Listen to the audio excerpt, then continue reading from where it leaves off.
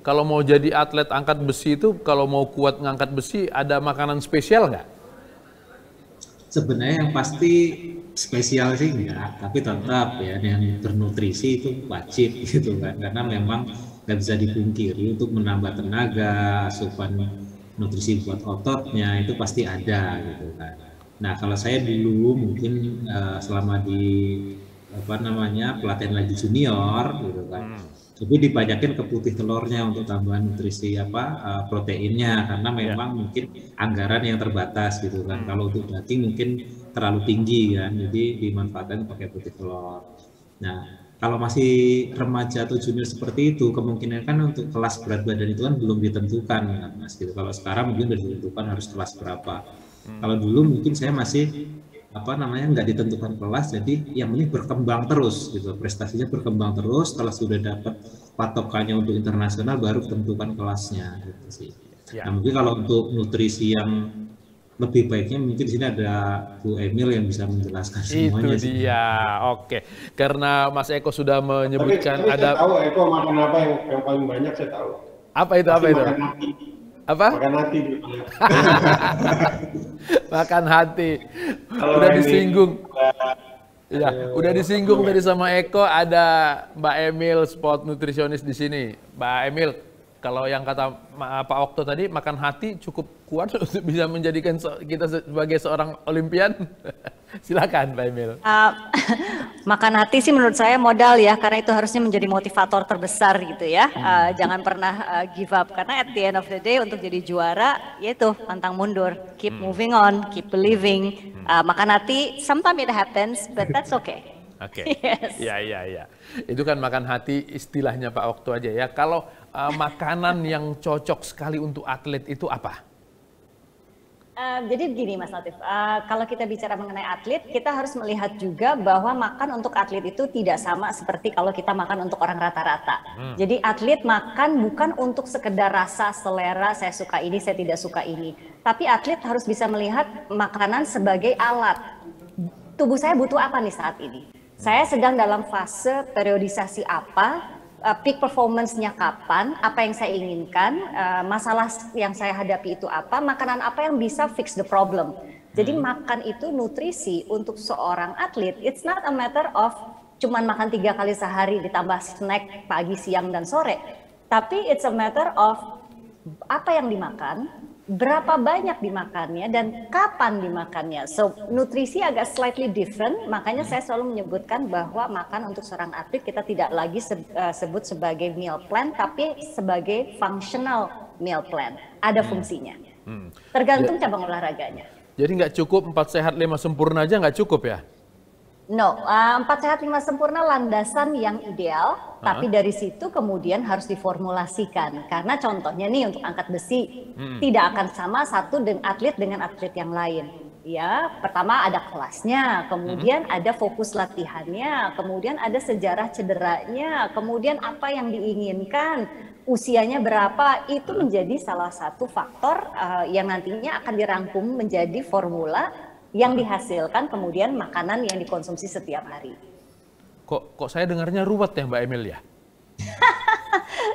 Yes, tidak sesederhana itu. Makanya tadi kan tiktokers banyak nih yang bertanya gitu ya, bagaimana caranya menjadi seorang Olimpian? Well, let me tell you, menjadi seorang Olimpian, kenapa Eko adalah pahlawan yang sesungguhnya?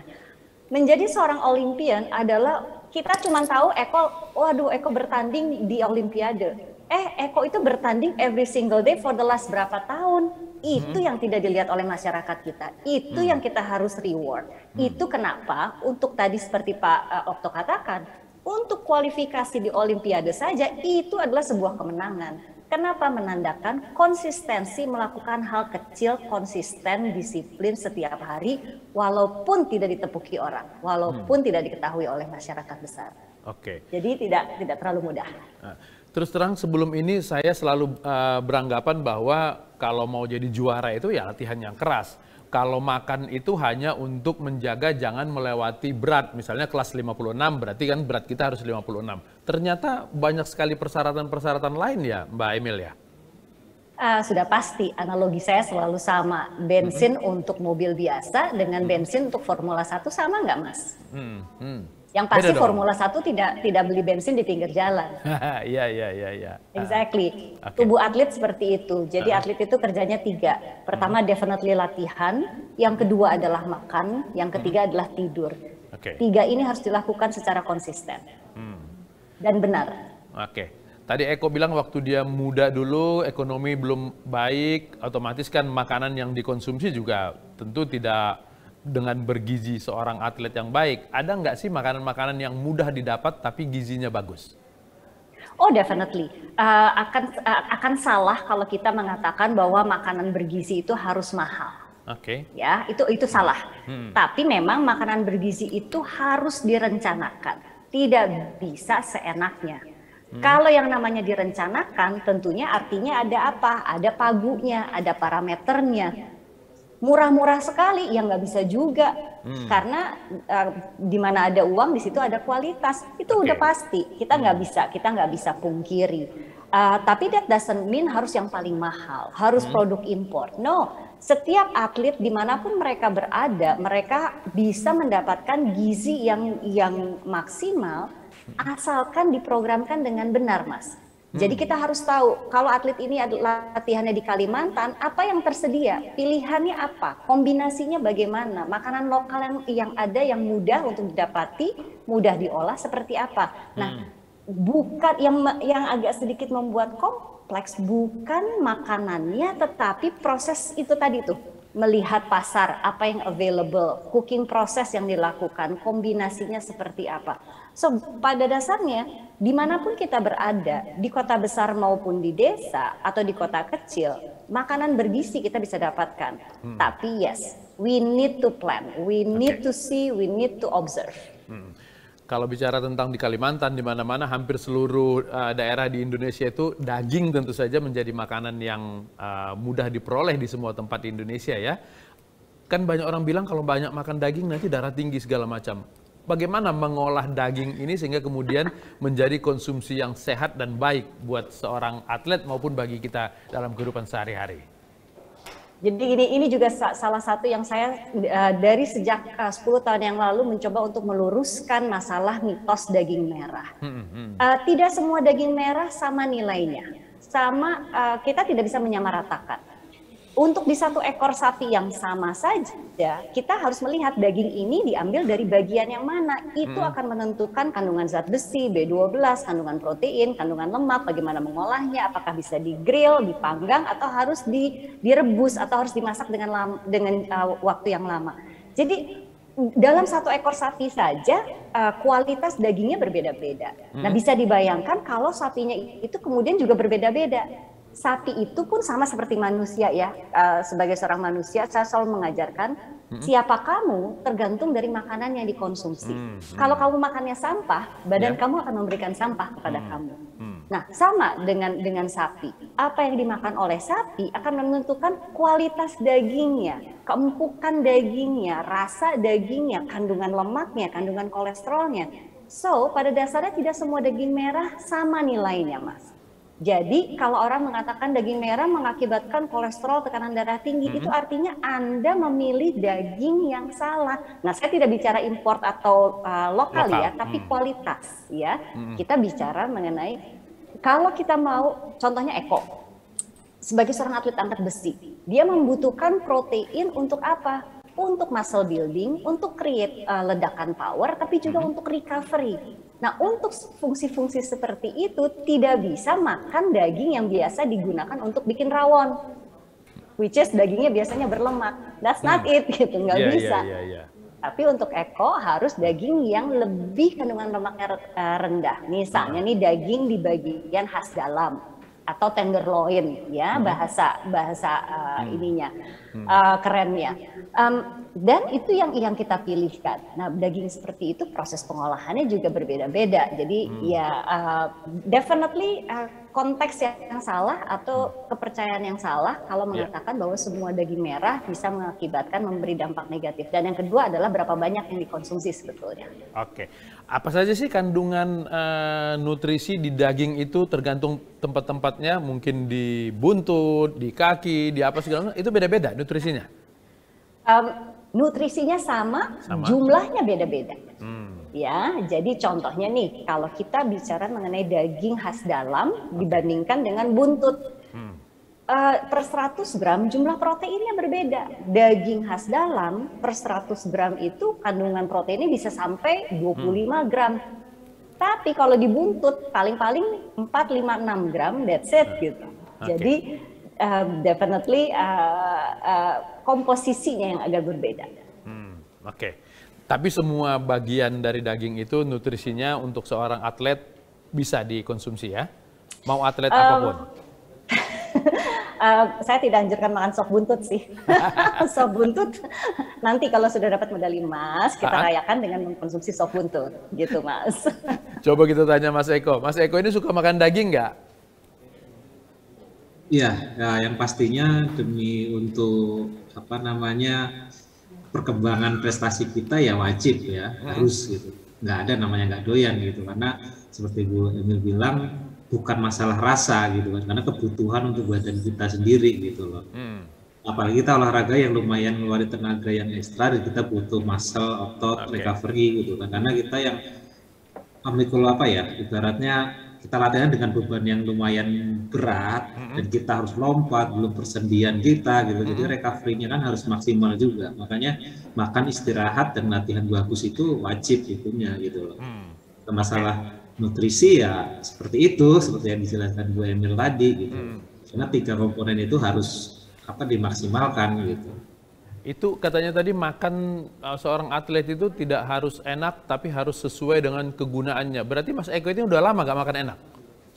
Ya paling setelah bertanding baru kita lepas, mau makan apa aja boleh. Jadi memang untuk persiapan mungkin dalam 2 minggu sekali, mungkin cheating boleh lah sekali gitu kan, setiap hari gitu. Yang pasti itu perlu diralat dikit tuh Mas. Makanan sehat itu harus enak. Itu prinsip saya. Makanan sehat harus enak. Oke. Karena kalau tidak enak, kalau saya sendiri sebagai ahli gizi nggak mau makan makanan yang saya berikan kepada atlet saya, that's nonsense. Itu nggak benar artinya. Ya, jadi makanan sehat, it has to be good. Oke. Makanan yang enak banget saya ngewakili kok, tenang aja. Itu dia. Kita bagi kerja ya Mas Okto ya. Jadi makanan bergizinya untuk Eko, makan enaknya untuk Pak Okto ya. Karena ini mungkin trik saya juga buat atlet-atlet, bukan cuma Eko. Itu boleh ditanya sama atlet yang lain. Saya suka menampilkan makanan-makanan enak. Ini saya bilang ini rewardnya kalau kamu udah menang, ya kan? Gitu. Jadi mereka tuh, karena atlet ini kan rata-rata kan jaga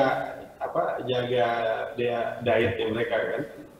Gitu. Dan Eko bilang reward terbesarnya itu selesai tanding dia boleh makan kan gitu. Kalau saya waktu terus. Ya dulu juga pernah sih di 2016 kan waktu jadi CDM gitu kan. Kita lagi belum tanding, kita masih persiapan, dibawanya rendang ini kan. Jadi ya gimana ya, kita nggak makan, ya pingin makan tapi naik. Pada akhirnya kita ambil daging, kita cuci pakai air panas, baru kita makan dagingnya. Baik. Mbak Emil, Pak Okto, Mas Eko, ini bergabung bersama kita Pak Arya Sinulinga. Pak Arya, selamat. Mr. Arya Sinulinga. Pak Arya selamat sore. Halo Pak Okto. Pak Arya ini suka makan daging ini dia. Aduh, Om Arya ini makin gagah. Ya. Pak Arya, tadi kita cerita tentang makanan enak yang sehat. Kalau Pak Arya ini suka makanan apa? Kita tunggu diundang sama Om Arya aja makan apa. Ya kok, gimana kok? Itu diundang. Yang pasti makanan Indonesia lebih enak. Makanan Indonesia, makanan Nusantara. Iya. Tentu saja untuk sehat itu kita perlu juga nutrisi yang baik, Mbak Emilia. Mbak Emilia, kalau di masa pandemi ini di luar daripada kita pengen berolahraga, tadi ada beberapa kali membahas tentang daging. Kalau daging merah ini sebetulnya untuk mengatasi melawan pandemi ini seperti apa fungsinya? Jadi kita kembali kepada daya tahan tubuh nih Mas. Kalau kita bicara mengenai pandemi, vaksinasi definitely it's a must. Buat saya it's unnegotiable. Tapi at the end of the day kita juga harus mengerti bahwa tameng terakhir kita adalah imunitas kita sendiri. Nah kalau kita bicara mengenai daya tahan tubuh, kita bicara mengenai 2 komponen nutrisi yang ada di daging merah. Pertama protein. Imunitas kita terbuat dari protein. Sedangkan daging adalah salah satu sumber, kalau bukan yang terbaik, protein yang ada adalah di dalam daging. Kemudian yang kedua, di dalam daging merah ada yang namanya zinc atau seng. Itu adalah mikronutrisi yang dibutuhkan dalam jumlah yang sangat kecil, tetapi zinc ini punya peranan besar untuk imunitas. Jadi ini salah satu mineral yang sedang naik daun, yang ramai-ramai dicari oleh masyarakat kita karena sekarang mulai dibuat, dikumandangkan, dikampanyekan bahwa zinc important untuk high immunity. Jadi kembali, yes kita harus melakukan semua faktor yang mendukung imunitas tinggi, melakukannya semuanya sekaligus dengan benar dan konsisten. Sekali lagi, konteksnya sebetulnya sama untuk menjadi seorang juara. Kita harus melakukan semua PR-nya secara konsisten, terus-menerus, karena itu yang kemudian akan membawakan hasil. Jadi kalau kita bicara mengenai pandemi, daging merah bukan satu-satunya. Tapi salah satu makanan bergizi, again saya harus garis bawahi daging merah yang seperti apa ya.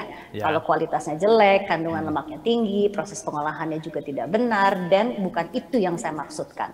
Jadi be very careful daging merah seperti apa, diolah seperti apa, dikonsumsi dalam jumlah seperti apa. Jadi menjadi salah satu cara kita untuk meningkatkan daya tahan tubuh di masa pandemi seperti ini. Oke. Pak Emil, ada kisi-kisi tertentu tentang makanan-makanan yang sehat, sekedar buka rahasia aja. Bang Arya ini sedang berusaha mengecilkan perut. Tolong dikasih masukan. Makanan apa yang pas buat Oke, berhasil. Udah berhasil nih. Tuh berhasil katanya. Gampang. Kalau mau ngecilin perut Bang Arya gampang. Apa itu? Uang makannya kirim ke kita aja, pasti perutnya kecil. Ya. Silakan Mbak Emil. Yes, jadi gini, approach yang kita harus mulai rubah adalah bahwa yang namanya nutrisi is very personal. Kita tidak bisa menggunakan satu program umum yang menghasilkan dan mengharapkan hasilnya sama dari satu individu ke individu. Kunci dari keberhasilan sebuah program adalah dengan melakukan proper assessment. Kita siapa? Usia kita berapa? Kita laki-laki atau perempuan, aktivitas fisiknya bagaimana, siklus tidurnya seperti apa.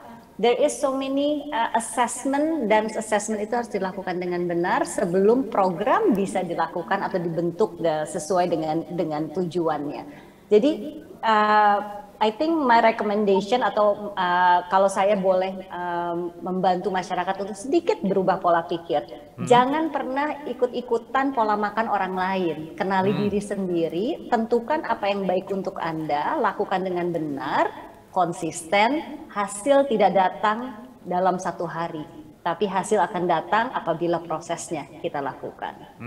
Oke. Terkait jenis makanan, kan tadi kita ngomongin daging kalau sama Mbak Emil ini, memilihnya itu seperti apa?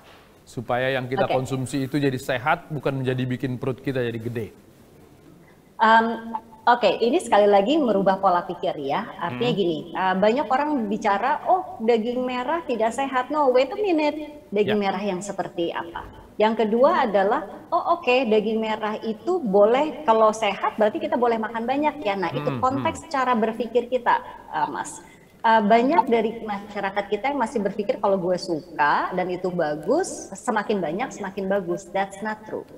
Tetap aja ada takarannya. Ya, jadi kalau kita kembali lagi bicara mengenai what is my balanced diet, balanced diet itu adalah yaitu menggunakan pilihannya, menentukan pilihan yang benar, cari yang kandungan lemaknya tidak terlalu tinggi.